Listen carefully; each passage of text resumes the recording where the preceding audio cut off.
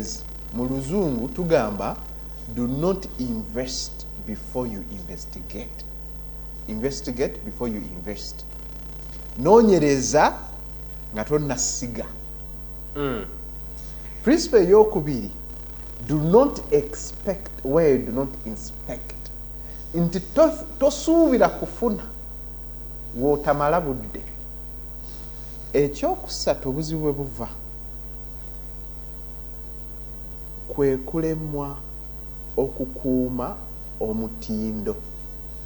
Nti twagamba nga agenda kaduuka kagundu oba oyagala ebinyeebwa ebirungi oba tugana luli byavundamu Kyuseemu ku neiba wange waliwo obuduuka sister wange waliwo wantu wetubadde tugula ebyokulya ali waka kati waliwo tubadde tugula ebyokulya okumala emyaka jinza n'okwera 10 ne recently agendayo n'agula chapati ng'etungununa n'agula ey'okubiri nga olulala ng'eringa egaze katuwezeza n'omwezi tagulayo kyakulya.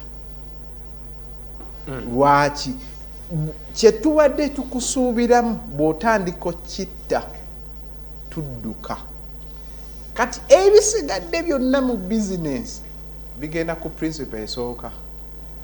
Do you keep up with the knowledge? Osigala onoonyereza okumanya ebipya. Principles ezo 3 manya nga tonnakiyingiramu, kibeeremu, ekyokusatu kikuume ku mutindo gwakyo. Kansembyeyo kano njaga nkwe kano kati eno teri ku factors eri the main reason why okola business.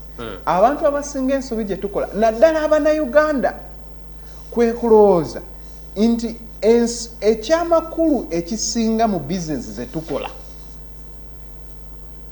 gwe mulimu gwe tukola mu eyo business.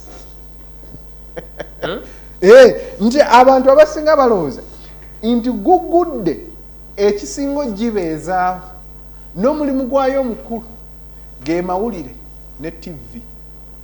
Nti omuntu alowooza hotel omulimu gwayo omukulu oba abantu nannyiniyo omulimu omukulu kwe kufa okola nti asuza abantu.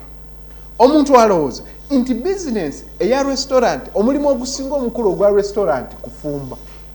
Ze nsobi gye mukola.